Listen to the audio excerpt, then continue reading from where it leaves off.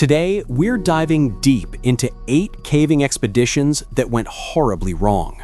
From a caver crushed beneath a massive boulder in a narrow passage, to another trapped by the neck left hanging helplessly in the darkness, these chilling stories will make you think twice before ever stepping into a cave again. So, without further ado, let's descend into the shadows. And as always, viewer discretion is strongly advised. Dante's descent is located in the rugged terrain west of Flagstaff, Arizona, roughly 50 miles from the city. This is not a maintained park or a designated lookout point. It is a raw, dangerous vertical shaft plunging 300 feet, 91 meters, straight down into the bedrock. Its foreboding name, taken from Dante's poem The Inferno, is apt. The sight of this enormous, gaping maw in the otherwise flat desert floor immediately evokes thoughts of an entrance to a subterranean hell. This natural formation is a stark, permanent monument to geological power and human vulnerability. In 1986, Eugene Campbell, a 33-year-old man from the Kingman area, found himself increasingly drawn to this desolate spot. Campbell was not a scientist or an expert adventurer. He was a regular individual whose fascination with this remote desert shaft became an unexpected focus. It's here that the straightforward timeline of a fall begins to warp, and the circumstances surrounding his death become clouded by unresolved possibilities. The question isn't just how he fell, but why he was so consumed by this one particular place. Just days before the fatal night, 2 experienced cave explorers, or spelunkers, discovered Campbell at the rim of the pit. Their sighting was troubling. Campbell was sitting alone, his legs dangling into the emptiness of the 300-foot drop, drinking alcohol. He appeared, in their words, highly despondent. The spelunkers immediately recognized the immense risk presented by this scene. They intervened, speaking to Campbell and attempting to gauge his mental state. Campbell eventually left the area. However, the expert witnesses were profoundly uneasy, recognizing the behavior as a significant danger sign. Their concern was serious enough to be noted in later reports. The worry about Eugene Campbell was not limited to those passing explorers. His friend circle also began expressing significant alarm. Reports from the time indicate his friends were worried enough to actively search for him, specifically concerned that he might be contemplating self-harm. The fact that close friends were driven to actively worry about what Campbell might do suggests that his obsession with the pit was far from a casual interest. He was clearly exhibiting a pattern of behavior that indicated a deep internal struggle, escalating the risk surrounding his next visit to the remote chasm. Shortly after midnight on September 23rd, Eugene Campbell made his final, ill-fated decision to return to Dante's descent. This time, he persuaded a friend to accompany him. He may have simply claimed they were going out to look at the massive formation or perhaps to explore the upper perimeter. The friend, whose name is not recorded in the available reports, was about to become the unwilling sole witness to a profound tragedy. They arrived at the remote spot, equipped only with basic flashlights and unprepared for the sheer, terrifying scale of the void they faced in total darkness. Dante's descent is unnerving in daylight, but at night, illuminated only by a narrow artificial beam, the experience is truly horrifying. The pit becomes an absolute abyss. A simple flashlight beam is utterly defeated by the 300-foot vertical drop. The light simply plunges into a vast, empty vacuum. The 2 men moved to the pit's edge. Perhaps they were discussing the cave's dimensions or trying to point out a feature that Campbell had seen before. Maybe they were looking for a safer viewing point.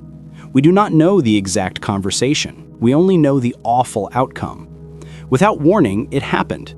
According to the friend's testimony, Eugene Campbell vanished. 1 second he was there, on the treacherous, uneven rim of the pit. The next, he was gone, falling straight down into the black void.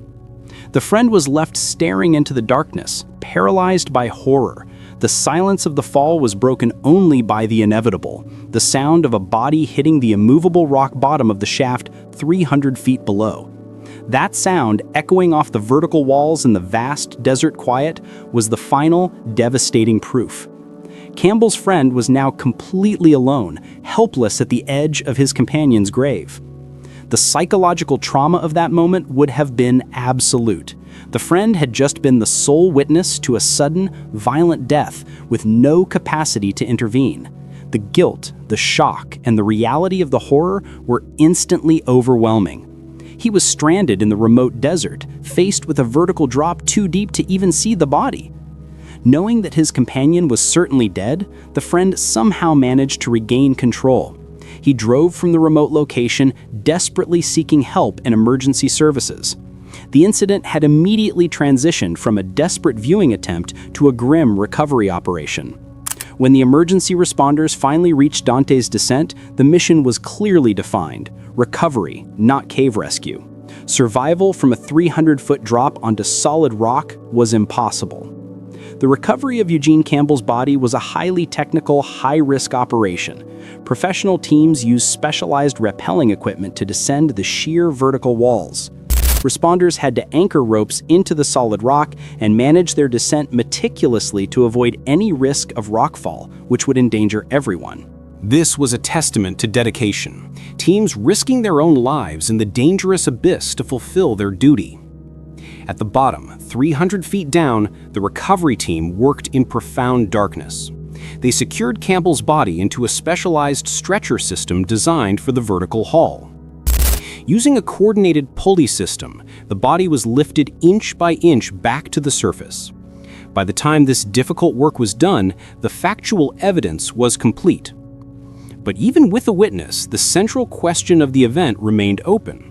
What truly happened in those final seconds? Was this a tragic, accidental misstep on the treacherous dark rim? Or, given the previous despondency, the earlier drinking, and his friend's explicit fears, was this something intentional?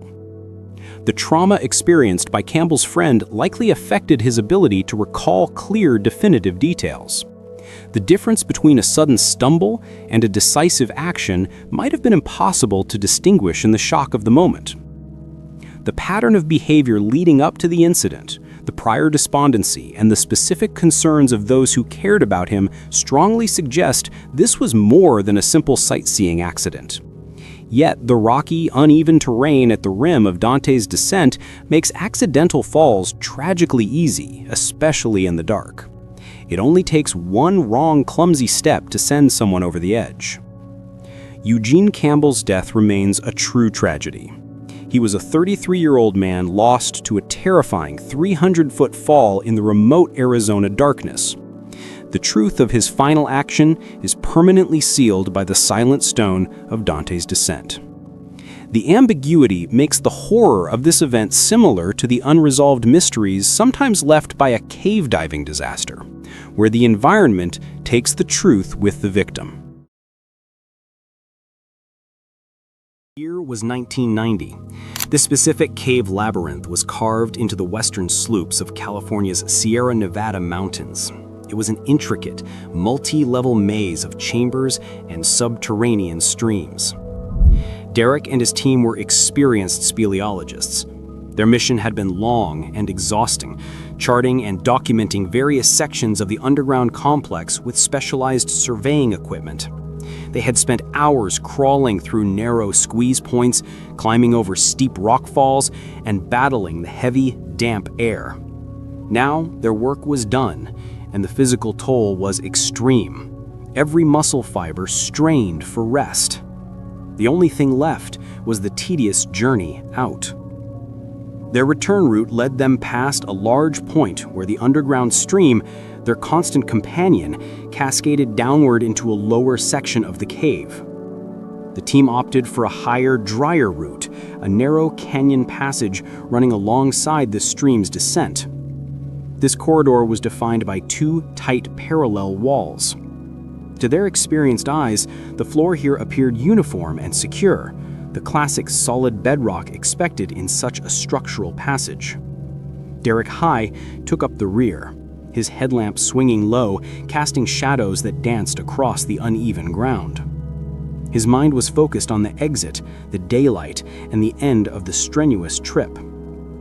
As he trailed his partners, Derek noticed a small, peculiar feature in the floor head. It was a slight depression, like a shallow dent in an otherwise flat surface. The ground texture in this dip looked different too.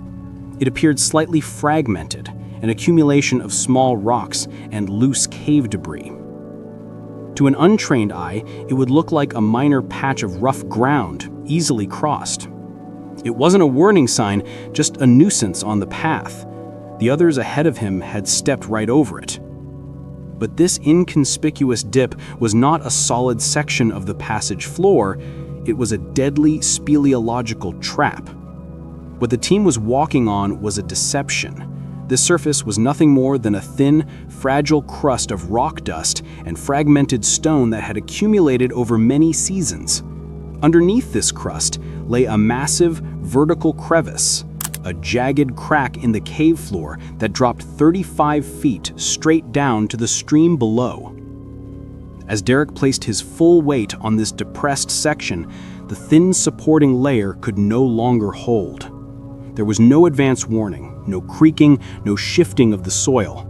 The failure was instant, absolute, and silent. The surface simply disintegrated, and Derek dropped into the terrifying, pitch-black abyss. In the split second of his fall, Derek reacted purely on survival instinct, throwing his arms out wide to try and brace himself against the shaft walls. But his arms missed. Instead, his fall was violently arrested by his body's most vulnerable point, his neck. The skin, muscle, and bone of his throat and upper spine slammed into the sharp, rough edges of the collapsed opening. The impact stopped his vertical plunge instantly. His entire 180-pound frame was now suspended, hanging from his cervical vertebrae. An agonizing, searing shockwave of pain immediately traveled down his spine. Derek was left dangling in the black void, 35 feet above the stream, held only by the crushing pressure on his neck. The pain was beyond imagining. The pressure on his throat was suffocating, making breathing an impossible agony. He felt the terrifying compression of his neck bones. He knew with primal certainty that a few more seconds of this pressure would result in a broken neck and death. Then the situation became exponentially worse. The collapse of the floor continued, destabilizing the entire opening. A lethal rain began. Rocks, soil, and large fragments from the crumbling crevice walls cascaded inward, tumbling down the vertical shaft. This debris wedged around Derek's trapped head and shoulders, multiplying the crushing force on his neck. He was being simultaneously strangled and buried, with rock fragments replacing the air in the narrow shaft. Facing instantaneous paralysis and death, a moment of profound survival clarity seized Derek. He had to transfer his weight. He launched his arms outward, pressing his hands and forearms desperately against the rough parallel walls of the crevice. The shaft was just wide enough for him to reach both sides. He immediately employed the chimneying technique, a core climbing skill bracing his body firmly between the two opposing surfaces. By exerting maximum outward pressure with his arms, he managed to shift his body weight off his neck and onto his upper limbs. The relief was instantaneous, though the new position was barely tenable. He gained a precious few moments of reprieve, but the reprieve was short-lived. His desperate movements had further destabilized the cave structure. The walls of the crevice began to crumble again. More loose rock and debris poured into the shaft, falling like a deadly granular cascade. The force of the debris pushed him downwards. Derek was slipping. His arms fought the pressure, struggling to hold the chimney position. He frantically tried to find purchase with his feet or knees, but the rock was too smooth or obscured by dust. His legs thrashed uselessly in the darkness. Then a heavy piece of debris struck his shoulder. His grip failed for a split second. His arms slipped down the walls and he plunged several more feet before he could summon the strength to wedge his limbs back into place. The seconds were an eternity. Derek was now trapped 15 feet, 4.5 meters, deep inside the vertical crevice, significantly further from the entrance and much closer to the 35-foot drop to the stream. The effort was staggering. His arms were shuddering violently, pushed far past the point of endurance by the constant strain of supporting his entire body weight. He knew he was facing an inevitable failure. It was only a matter of when his muscles would completely seize up and drop him. Survival depended entirely on the immediate arrival of assistance. The cave rescue had to be executed now. The spelunkers ahead of Derek heard the muffled, catastrophic sound of the floor collapse from behind. They knew instantly something terrible had happened.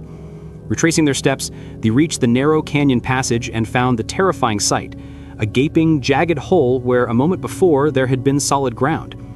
They approached the lethal opening with extreme caution, testing every centimeter of remaining floor stability. Shining their helmet lamps down, they illuminated the 15-foot drop. There was Derek, jammed into the narrow shaft, his limbs pressed against the rock in the desperate chimney position. Derek looked up at the circle of lights above him. His pain and exhaustion were visible even from that distance. His arms were shaking uncontrollably, vibrating with the effort of fighting gravity. His companions knew the brutal calculus. He was at his absolute limit. They had mere minutes, perhaps seconds, to initiate a successful cave rescue before his muscles failed entirely and he fell the remaining distance to the stream. The group immediately pivoted into action, retrieving the rope and rigging systems from their survey packs. Every movement was precise and focused. They began working carefully to thread the rope through the narrow, debris-choked opening of the hole. The rope finally reached Derek. His companions shouted instructions: "Secure the line around your torso." Derek faced the ultimate, impossible dilemma. His arms were his only life support. They maintained the outward pressure, preventing the fatal 35-foot plunge. To use one arm to tie the rope meant releasing the critical chimney tension. It meant risking everything. His muscles were screaming, on the verge of total collapse, yet he knew the risk of falling was certain if he did nothing. In a burst of pure adrenaline-fueled will, Derek momentarily released the tension with both arms. He seized the rope. His body dropped a few agonizing inches, but he managed to secure a frantic, basic knot around his torso. The relief of the rope's tension was immediate. The others called down, urging him to climb the rope while they pulled, but the struggle had taken everything. Derek was empty. His legs were numb and unresponsive. He shook his head, looking up at them. He could only be hauled. The group above recognized the reality. They quickly braced themselves around the lip of the crevice, finding secure footing and handholds on the remaining solid ground. With a coordinated efforts, they began the arduous process of hauling Derek upward through the irregular rock-choked shaft. It was brutal, raw physical labor. He was completely dead weight, unable to help himself. They had to pull him through a chute filled with loose, sharp debris, constantly watching for rocks that could break loose and injure him or the rescuers. As Derek was pulled, his body scraped violently against the jagged rock walls of the narrow crevice. His friends could hear his gasps of pain as the friction tore at his clothing and skin, adding new abrasions to his injuries. They couldn't slow down. After several minutes of relentless, agonizing ascent, Derek's head finally appeared above the edge of the hole. The team doubled their pulling effort. With a final, massive heave, they dragged Derek up and clear of the vertical death trap, depositing him onto the solid canyon floor. He had survived a situation that should have resulted in a fatal cave diving disaster. The immediate crisis was over. The group allowed Derek time to recover from the brutal ordeal, assessing his injuries and managing the shock. Before leaving the passage, they performed a vital final task, securing the area. They clearly marked the fatal crevice, ensuring future explorers using the Sierra Nevada system would know about the deadly, hidden false floor waiting beneath the seemingly solid ground. The 1990 near tragedy serves as a perpetual, stark warning that in the unforgiving realm of cave rescue, the greatest danger is often the one you can't see. The date was August 10, 2002. Above the surface, Missouri's summer heat was a suffocating curtain of humidity. The region, the Ozarks, is built on karst geology, a unique landscape riddled with thousands of sinkholes and natural caves. These caves offer a permanent, cool sanctuary. Martin Cave, a privately held site, promised the perfect escape, holding a steady 60 degrees F, 16 degrees C, regardless of the brutal weather outside. The route to this underground retreat follows the path of the Current River, a beautiful scenic waterway that acts as the primary landmark in the rugged, forested terrain. This wasn't a mission requiring technical cave diving disaster training or specialized harnesses. It was a casual birthday gathering. The gear included snacks, canned drinks, and a speaker system. Their motivation was the novelty, hosting a party with natural privacy and incredible sound. They used battery-powered lanterns and headlamps to navigate the long entrance passage. They moved steadily past 200 meters, stopping finally 750 feet in, a large chamber suitable for their setup. The air here was still and cool, thick with the scent of damp earth and mineral deposits. As they unpacked, the sheer limestone walls acted like a gigantic, perfect soundbox, amplifying the music and conversations to create a lively atmosphere. The music was established, the drinks were cold. It was at this moment, with the party fully engaged, that Tracy felt the need to return to the entrance. Maybe it was a necessary item left behind, or perhaps the vast, compressed silence of the cave was pressing in on her, even over the music. We don't know the exact trigger. The irreversible error was abandoning her illumination. She walked away, assuming the path 750 feet back was simple and clear. In the excitement, her departure went unnoticed. When friends finally realized she was gone, the assumption was swift and dangerously wrong. She must have grabbed a light and was fine. But Tracy was already lost in a realm where light sources are not accessories, they are non-negotiable survival tools. The darkness of a subterranean environment is a physical presence. It is a sensory deprivation chamber. Outside, the ground is just the ground. In here, the floor is an active hazard. Tracy moved blindly, her hands sweeping the air, her feet testing the terrain. The limestone beneath her shoes was slick with moisture, a chaotic mix of sharp edges and steep, sudden inclines. Every meter of the 750-foot return was a frantic game of touch and feel, the path she had taken minutes before now utterly unrecognizable. The only sounds were her own ragged breathing and the distant, muffled music from the party. It was impossible to maintain her balance on the treacherous floor. Her foot snagged on a stone protrusion, a jagged outcrop of rock. She stumbled, her weight shifting uncontrollably. She was carried by momentum into a complete void. She had unwittingly stepped into the path of Martin Cave's deadly secret. This was a sheer 11-foot vertical drop-off, a feature that demanded extreme caution even with adequate visibility. Her slip launched her over the edge. The short fall was immediately catastrophic.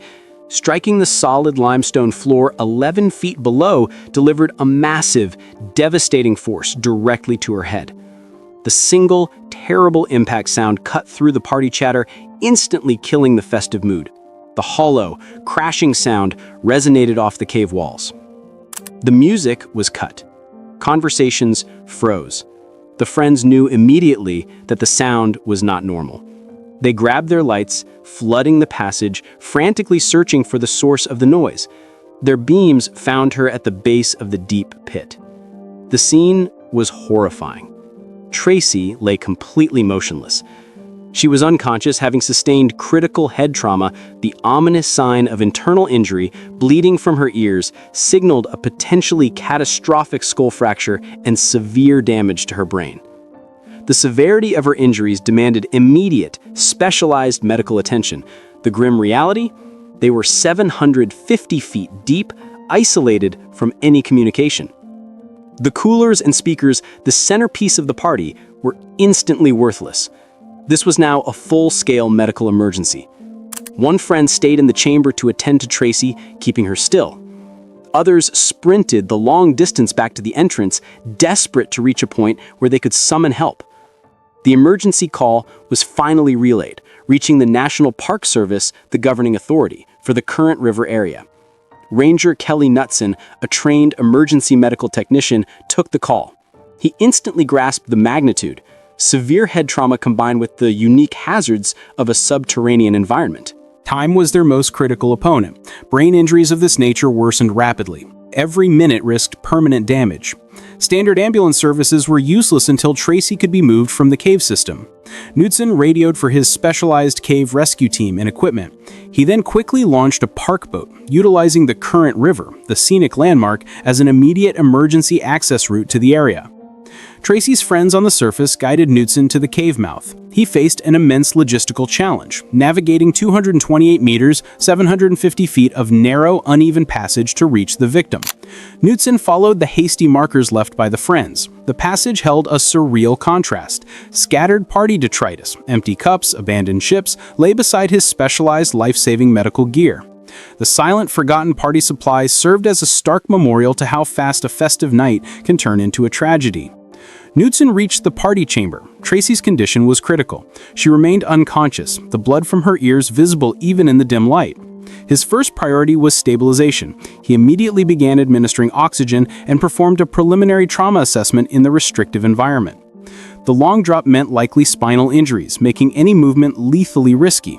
Knutson issued strict instructions to her friends to maintain complete stillness while he radioed for the full medical team. Extracting a major trauma patient from 750 feet deep requires extreme precision. The cave's confines complicated every necessary step, from lighting to communication to patient transfer. Rescue personnel arrived with specialized equipment, including stretchers designed for tight cave passages. The critical next step was spinal immobilization. They meticulously secured Tracy to a backboard and collar. This procedure, simple on a flat surface, was complex and dangerous in the narrow, wet passage. Each adjustment had to be flawless to avoid causing further trauma. The evacuation was a coordinated, grueling relay. The passage was too narrow and uneven for a straight carry, forcing rescue teams to pass the stretcher gently from one group to the next, maintaining spinal integrity throughout the entire 750-foot haul. As Tracy finally emerged from the mouth of Martin Cave, the final phase, air transport, was ready. Knutson had arranged for a park boat to rapidly shuttle Tracy downriver to a nearby flat gravel bar. This improvised landing zone was essential for quick transfer. The brief boat ride was a continuation of emergency care. Knutson worked constantly to maintain her unstable condition. The recreational river was now a crucial medical conduit. At the gravel bar, the flight medics and the helicopter were waiting. Tracy was swiftly moved into the advanced life support system of the aircraft. She was first flown to Ozarks Medical Center in West Plains. However, the severity of her head injuries necessitated higher-level expertise. She was immediately transferred to St. John's Hospital in Springfield, where a dedicated neurosurgical team was prepared. At St. John's, Tracy underwent urgent surgery to relieve dangerous intracranial pressure and repair brain tissue damage. Her condition was critical. The entire rescue operation, from the moment the call came in to hospital arrival, took just over 2 hours. This incredible speed, given the cave rescue environment, was instrumental to her chances of recovery. Tracy eventually began her recovery in intensive care. Her 39th birthday on August 10, 2002, became a profound lesson. Not a cave diving disaster brought on by extreme conditions, but a stark reminder of the basic, unforgiving rules of subterranean spaces. The 11-foot drop deep within Martin Cave proves this simple mandate. In a place of absolute darkness, your light is your life. The end. In January 20th, 1990, on the Big Island of Hawaii, the Puna district held a secret known mostly to locals, a vast network of lava caves carved out by ancient flows. One particular cave, near Route 137, was famous for its naturally heated water pools. Locals considered it the ultimate underground relaxation spot, a geological spa formed entirely by nature. Inside, the air was an unrelenting 96 degrees Fahrenheit, heavy with moisture. It was a perfect, constant climate for a sauna, but an inherently hostile environment for human exertion. On January 10th, Rodney Armour, who was 55 and visiting on retreat with his wife Jo, decided to experience this phenomenon. They were joined by a third person, Mal Fizzer, who likely knew the local spot. Their entry point was simple but awkward. An 11-foot, 3.3-meter vertical drop down into a sinkhole. Below lay the passage locals ominously nicknamed the Center of the Earth Cave. The first challenge was physical. The entrance immediately narrowed into a body-sized chute. You had to crawl, squeezing rock close to your chest before the passage reluctantly expanded. They moved forward with minimal equipment, just basic handheld flashlights, no specialty gear, no helmets, no backup batteries, and critically, no way to communicate or mark their way. Once past the initial choke point, the cave system expanded into a labyrinth described as being the size of an entire city block. There were long main walkways where they could stand upright, but these were constantly interrupted by dozens of small, confusing side passages. The heat was a living entity, pushing in from all sides. Every footstep was an effort in the thick, humid air.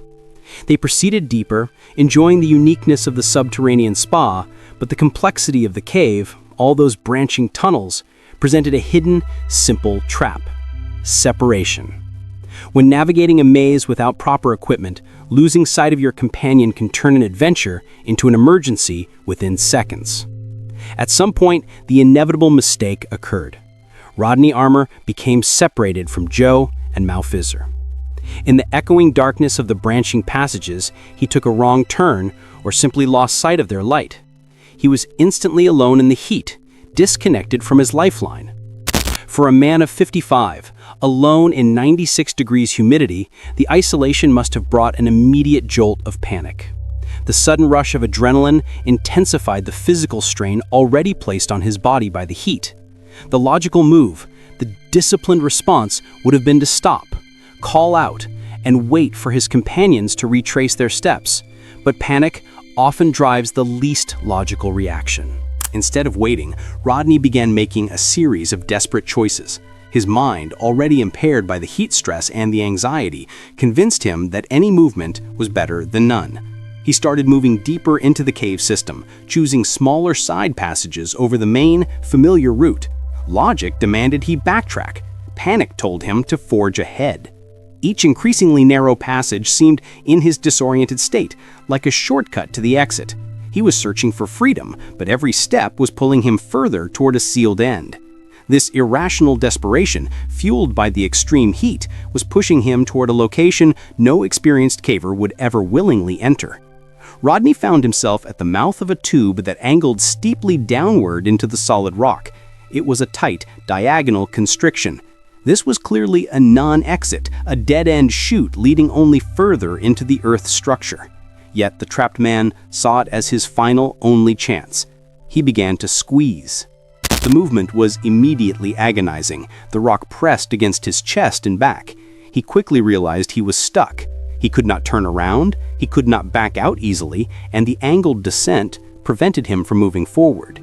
He was immobilized, buried in a passage barely big enough for his body. The psychological pressure became overwhelming. The reality of being trapped in a stone coffin angled downward in the suffocating heat triggered a massive, full-blown panic attack. Rodney's heart rate spiked uncontrollably. He began hyperventilating in the close, hot air. His core temperature skyrocketed. This combination, extreme physical exertion, heat stress, and overwhelming terror, created a perfect biological emergency. His cardiovascular system was under siege. He was sealed in the dark, his anxiety peaking, and his body was pushing its physical limits to a breaking point. Above, Joe and Mao realized their companion was truly missing. They searched the immediate area, shouting his name, but the cave's complex echoes swallowed their cries. The brutal heat eventually forced their decision. They could not safely continue the search without proper resources. They had to exit. They performed the difficult, awkward climb out of the 11-foot sinkhole and at 2:30 p.m. reported Rodney Armour missing.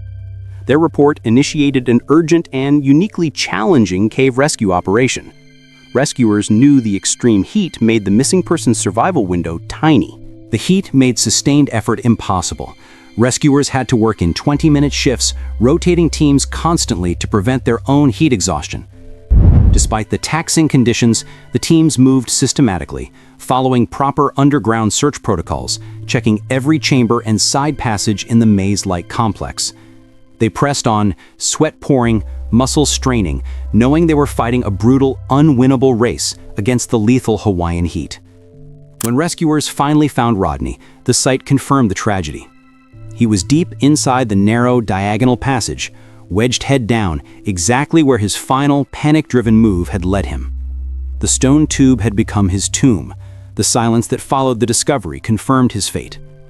It was immediately determined that Rodney Armour had succumbed to cardiac arrest.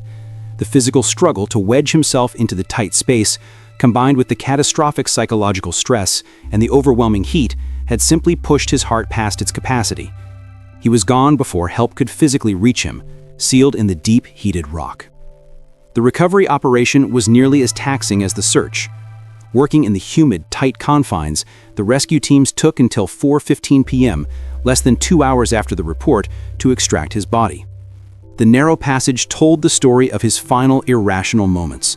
It was a dead-end route, a testament to how extreme panic overrides basic survival logic. For a man of 55, the intense environment of the lava cave created a perfect storm for a cardiac emergency. March 27, 1982. Sergeant Donald Wellner, a 48-year-old New Jersey State Police veteran, was in his element. He wasn't just a police officer. He was a seasoned spelunker, a man who understood the silent, subterranean world. He was leading an expedition into Crooked Swamp Cave, the longest cave system in New Jersey. With him were 12 Boy Scouts, 2 of them his own sons, aged 12 and 14. Another scoutmaster, Jim Ewing, was there to help manage the group. For Wellner, this was routine. He'd guided countless trips like this. He respected the risks, taught the safety procedures, and knew how to navigate the dark. But the earth beneath our feet operates on a timescale far older than any human experience. It follows rules of physics that are absolute and unforgiving. Inside the cave, the expedition was a success. The boys navigated the established routes, their flashlight beams dancing across ancient walls.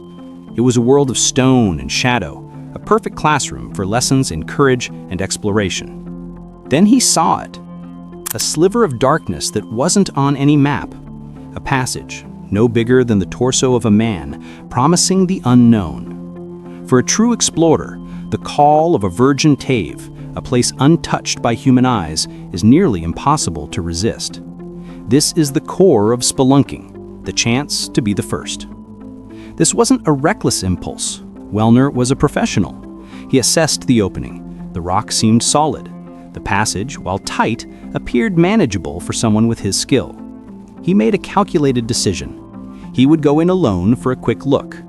It was a decision that, in any other cave, on any other day, might have led to a new discovery. But not here. Not today. He entered the passage on his stomach, moving in a classic caver's crawl. Pushing with his toes, pulling with his hands. The rock was cold and unforgiving against his body. This kind of passage is called a squeeze, and it is one of the most hazardous situations in caving. Your mobility is almost zero. Your ability to react is gone. 17 feet in, his progress halted. A limestone boulder was jammed in the passage ahead. The logical move was to retreat, to back out slowly and carefully. But perhaps he thought he could shift it. Maybe there was a way around it he couldn't quite see. He gave the rock a push, and the boulder moved. But it didn't move out of the way. It settled. The geology of the passage had formed a natural mechanical trap. The boulder was a keystone. When it shifted, it didn't fall. It reset the geometry of the entire lock.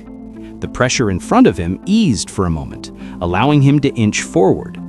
But when he tried to pull himself back, the mechanism engaged.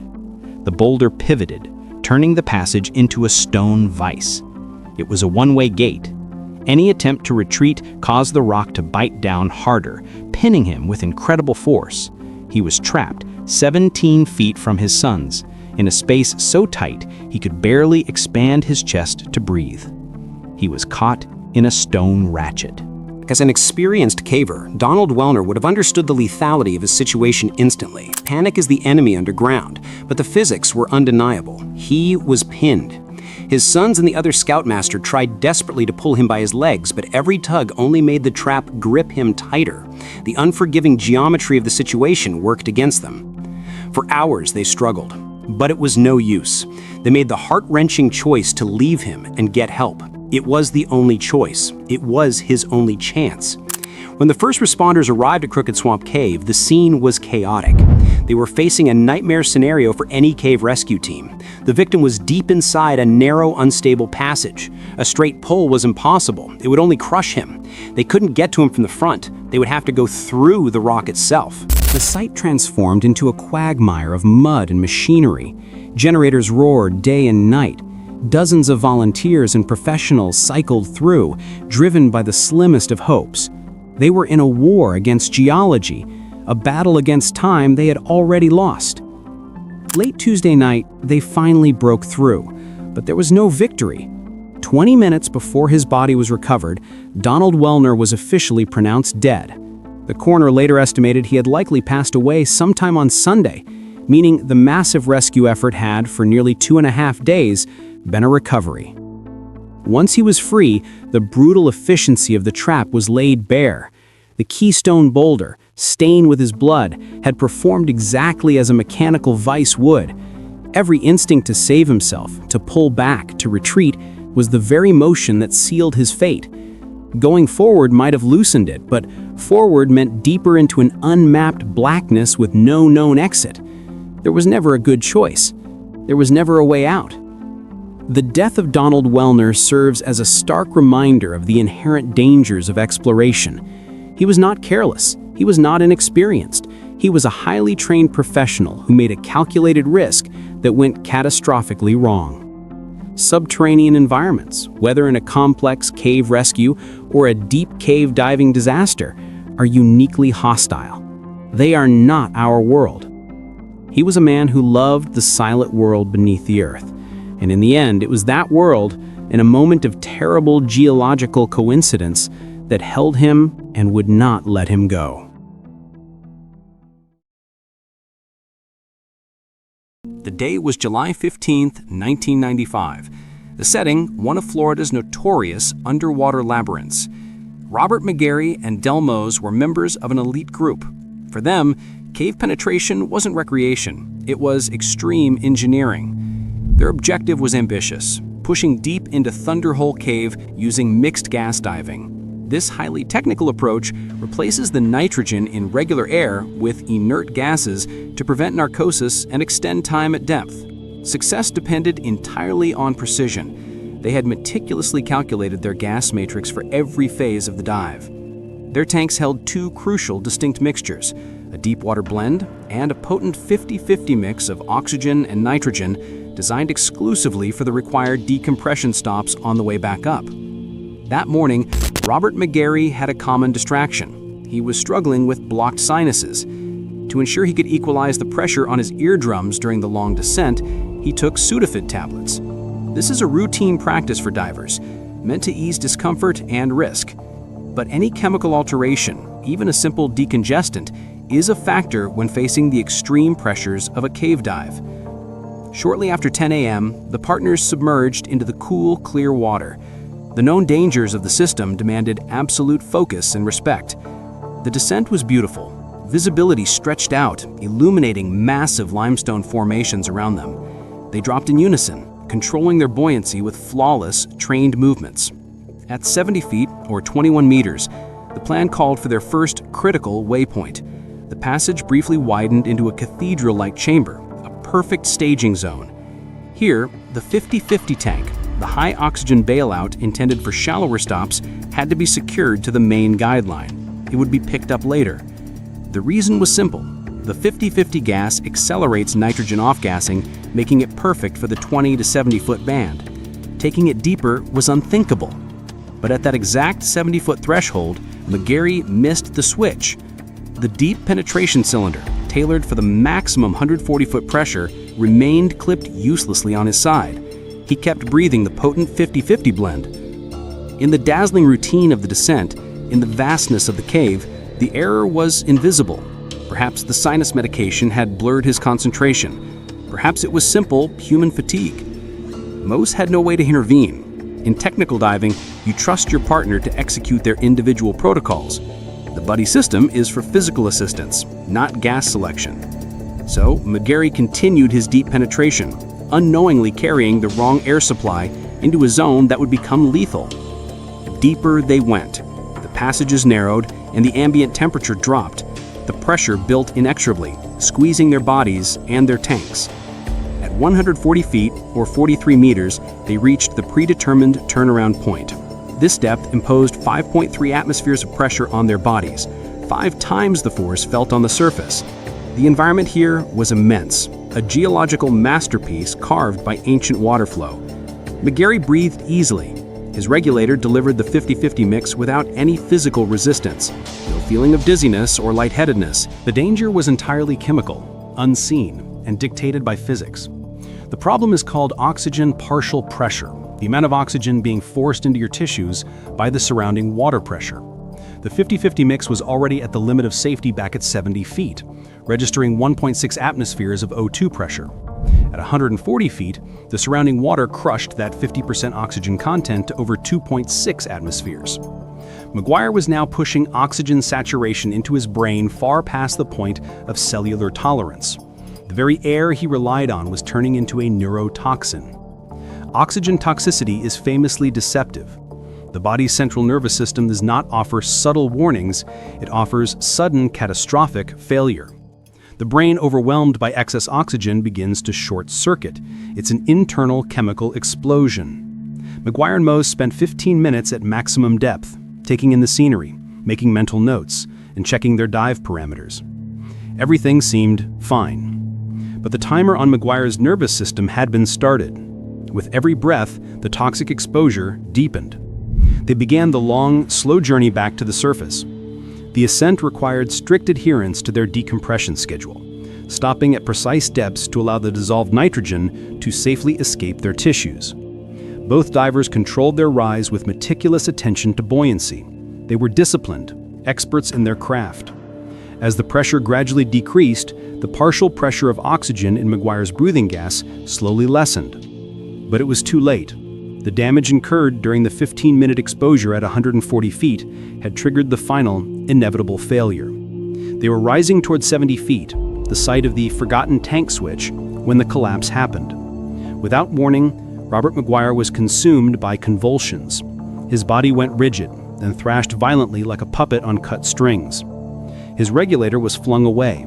The air he had breathed for so long, the 50-50 mix, was gone, replaced by surging cave water. The neurological seizure was complete. It was a terminal cave diving disaster. Mose spun around, his light beam catching the chaotic scene. Terror was immediate. He surged forward, attempting the impossible, fighting a 180-pound man in the grip of a total biological shutdown. He had to force the breathing apparatus back into his partner's mouth. But oxygen toxicity seizures are untamable underwater. McGuire's body was beyond voluntary control, an engine running on pure neurological spasm. His jaw slammed shut, resisting the entry of the regulator. With every desperate convulsive movement, more water filled his lungs. Mose struggled relentlessly, knowing the clock was ticking down to zero. He fought against the thrashing limbs, using training and sheer adrenaline. But the violent episode was taking its final toll. The convulsions began to falter, losing their power. The spasm slowed, then stopped. McGuire's body went limp. The fight was over. He was now a dead weight in the water, secured only by the line leading back to the entrance. The 50-50 gas had delivered its final fatal payload. Delmos was alone. There was no support crew waiting, no other divers. His partner was dead, and he was 70 feet deep with his own decompression debt. He faced a terrible calculus: decompression sickness for himself, or leave his friend's body. To rush the surface meant a high probability of severe injury or death from the bends. The rule is unyielding. Survival comes first. Most carefully secured McGuire's remains to the main guideline. The cave rescue of the body would be a separate operation. The subsequent hours became an agonizing trial. Most was forced to perform the required decompression stops with his friend's body hanging nearby. He hovered motionless at each depth, his eyes tracking the minutes counting down on his dive computer. The silence was immense, broken only by the sound of his own breathing. Every second was a battle against shock and grief, performed with the absolute focus required to survive the nitrogen off-gassing. The ritual self-preservation had never been so cruel. Hours later, Delmos finally finished his final decompression stop and surfaced into the blinding Florida sun. He emerged alone. The tragedy was immediately clear. The loss was due not to an overwhelming natural force, but to a human failing that occurred 70 feet earlier. The 50-50 gas, meant to cleanse the body of nitrogen in the shallows, had been carried too deep, turning the life-giving oxygen into a lethal chemical weapon. A simple, missed gas switch had escalated into a total catastrophe. The death of Robert McGuire in 1995 became a chilling case study for technical divers globally. It underscores the principle that in extreme pressure environments, the margin for error is non-existent. Attention to detail is life itself. It is a permanent marker in the history of deep diving, a heartbreaking reminder that even the smallest variable, like a decongestant tablet, can contribute to the vulnerability of the human mind under pressure. In the cold depths of Thunderhole Cave, every dive is a testament to calculated risk, and every cave diving disaster serves as a final, absolute warning. The year was 2005. The location, the Yorkshire Dales, England. This region of northern Britain is riddled with massive limestone formations, housing extensive flooded passages beneath the rolling fields. This was the setting for Low Burkewith Cave, a system only partially conquered decades earlier. In the 1970s, pioneering divers used the limits of their technology to push deep into its watery tunnels. When they retreated, they left a frontier marked by their guidelines. For Colin Pryor, an elite technical diver, that old frontier represented a new opportunity. Modern gear and refined cave diving techniques promised passage where the old guard had stopped. Pryor was a master of his domain. He understood the lethal combination of darkness, pressure, and tight passages that makes cave diving one of Earth's most dangerous explorations. Hazards like zero-visibility siltouts or getting lost were calculated risks mitigated by discipline and training. Pryor's mission was explicit: revisit Low Burkewith, locate the 1970s terminus, and extend the map. The passages he targeted were notoriously difficult. Low, flat crawl spaces often so tight he had to side-mount his cylinders and shove them ahead of his body just to move. The environment in Low Burkewith was dominated by fine, clay-like sediment. Every surface, every rock lay under a deep layer of silt dust. This silt was the cave's defense mechanism. One clumsy kick, one errant movement, and the entire passage instantly filled with a blinding, impenetrable cloud. Pryor entered the water with meticulous care. He was actively laying his primary guideline behind him, a bright, taut, new line that was his single link back to daylight. His own line was his golden thread.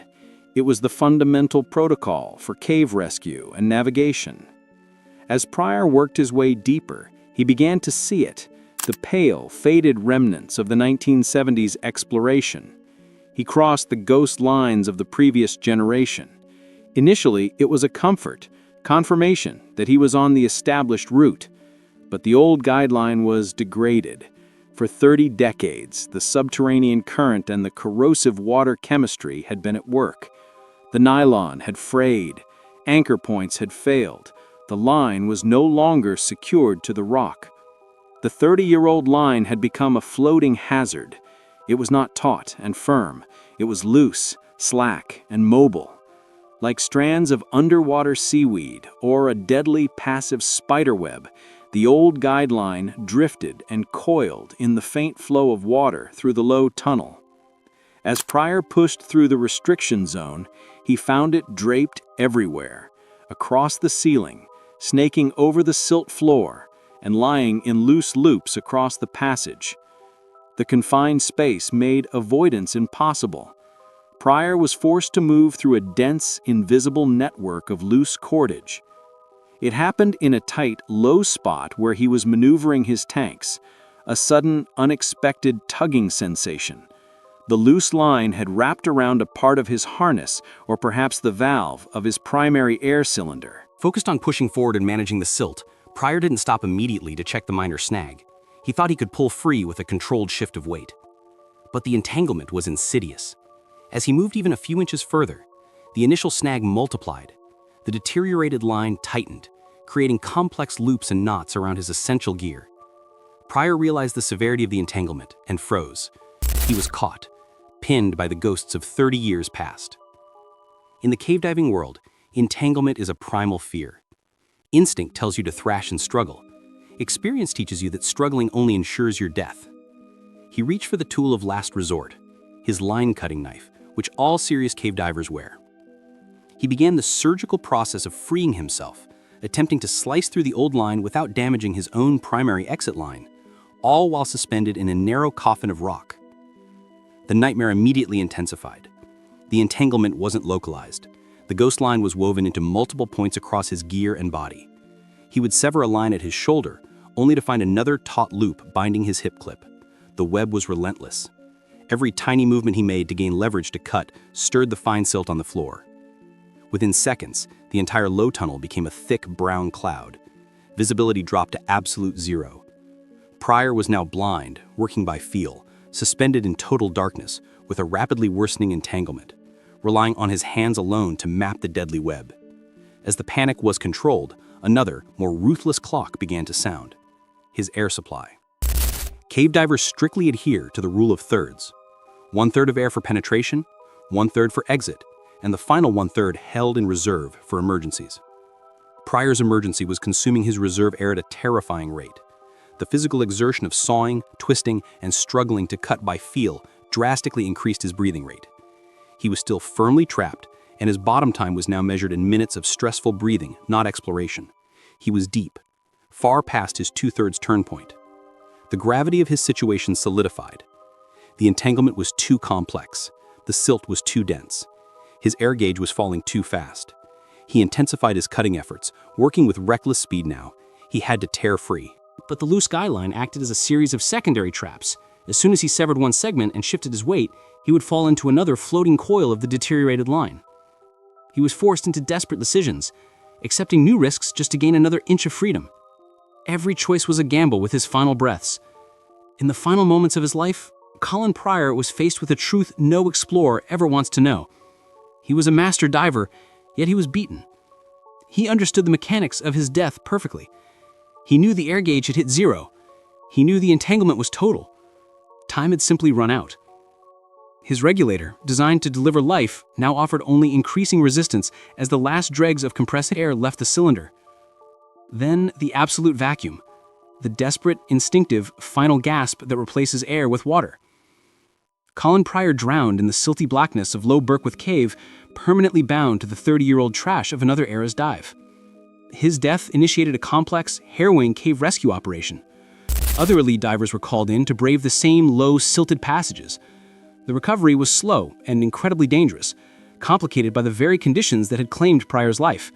They found his body trapped, still entangled in the floating filaments, with multiple fresh cuts on the old line, a horrific testimony to his final, desperate fight for survival. The tragedy in 2005 served as a profound warning.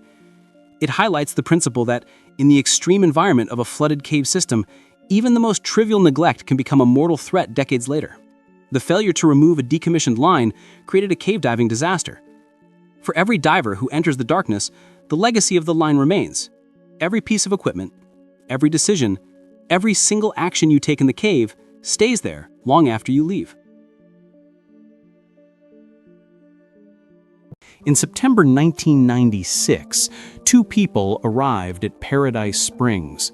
They carried standard scuba gear, suitable for calm, open waters, lakes, or the shallow ocean. But they were not certified for cave penetration. They lacked the specialized expertise and training required for diving in overhead environments. They were about to learn, with fatal consequence, that the rules of the surface world are utterly useless in the darkness below. Surface diving guarantees an escape. If you run low on air or panic, you simply swim up. It's an instant out. Cave diving offers no such guarantee. It's defined by the overhead environment. The solid rock roof above means there is no direct vertical route to the surface. Any problem must be solved horizontally, in the dark, under crushing pressure. For these two open water recreationalists, the difference between their skill level and the challenge they faced was extreme. They were fundamentally unprepared for the unique physics of an underwater maze. Before entering the water, they committed their first fatal error. They descended without a guideline. A guideline is the absolute core rule of cave survival. It is the tether back to the world above. Without it, you are navigating an unfamiliar, three-dimensional labyrinth based purely on visual memory. They chose to rely on clear visibility and instinct. In a cave system, this is functionally equivalent to choosing to play Russian roulette.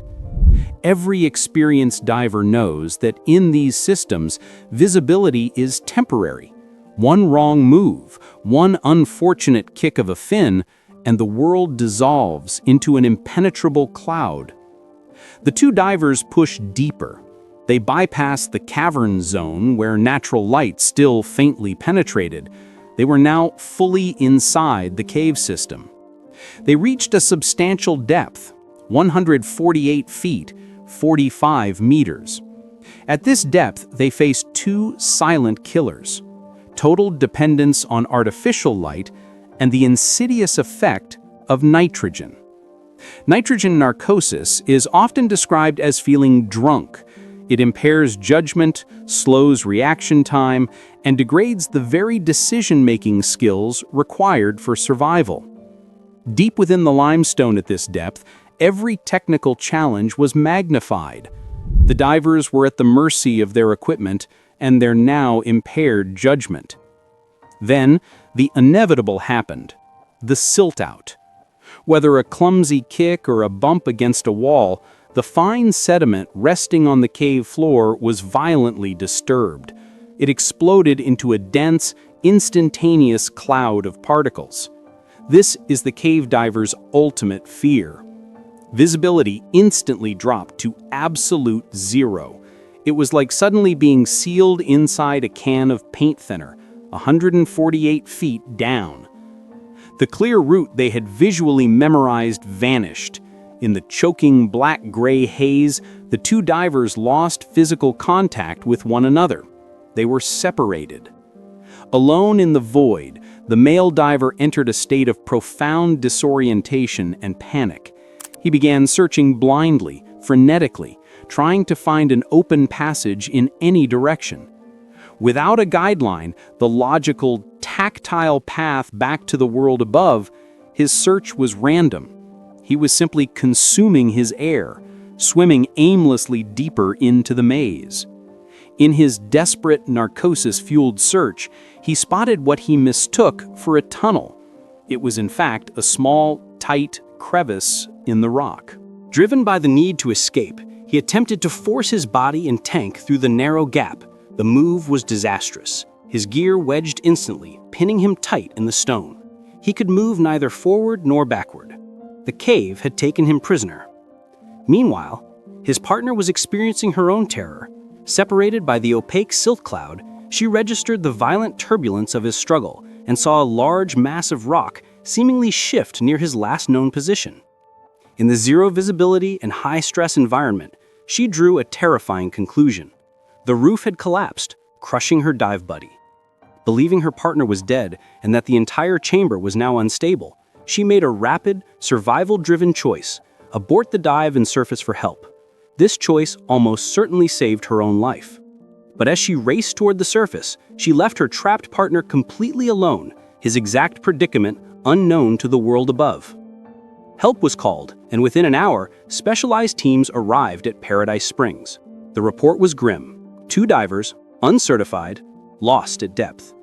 This was no longer a weekend dive. This was a complex, high-stakes recovery and potential cave rescue operation. The professionals entered the water with strict protocols, laying a continuous primary guideline behind them, moving carefully to prevent further siltation, and using specialized tanks. This was the disciplined approach the trapped divers had ignored. The rescue team moved systematically into the abyss, following their tactile lifeline, searching for any sign of the missing man. The rescue divers eventually located the male diver. He was wedged tightly in a small, horizontal fracture deep inside the cavern system. Initial attempts at a careful technical extraction failed. The space was too tight for the heavy rescue gear. The specialized NSS Cave Diving Section recovery team was called in. But the investigation by this elite team revealed the full, agonizing truth of the final moments. The cave had not collapsed. The diver had become his own worst enemy. Trapped, freezing, and with his air supply dangerously low, the panic overwhelmed the diver. He convinced himself the rescue teams wouldn't reach him in time. In a moment of sheer, desperate terror, he unclipped his heavy diving harness, abandoned his tanks, and wriggled free of the crevice. He was now unbound, free, but totally unprotected. His fatal decision: the free ascent. Abandoning his air source, he began swimming upward, holding his breath, hoping to follow the natural pressure gradient to the surface. He had no light source, no gear, and no guideline. The tragic irony is profound. By unburdening himself, he had broken free of the trap. Had he stayed calm, conserved his air, and simply waited, the recovery team would have extracted him alive. Instead, he plunged into the darkest, most complicated segment of the system, swimming blind and holding his breath from 148 feet. Swimming upward in total darkness, through a complex flooded labyrinth while intentionally holding your breath is impossible. The diver quickly became disoriented and drowned in the passages. The recovery team found his body suspended at approximately the 44-foot, 13-meter level. He had managed to swim most of the vertical distance, but the complex horizontal turns of the overhead environment proved too much in the dark. He had succumbed just shy of the shallower water. The Paradise Springs tragedy is a textbook warning. It highlights why a simple cave rescue can turn into a recovery mission. Lack of certification is compounded by the failure to use a guideline. Ultimately, it was panic, the final desperate choice to abandon equipment and attempt the free ascent that sealed the diver's fate. In the depths of the earth, discipline always outweighs desperation.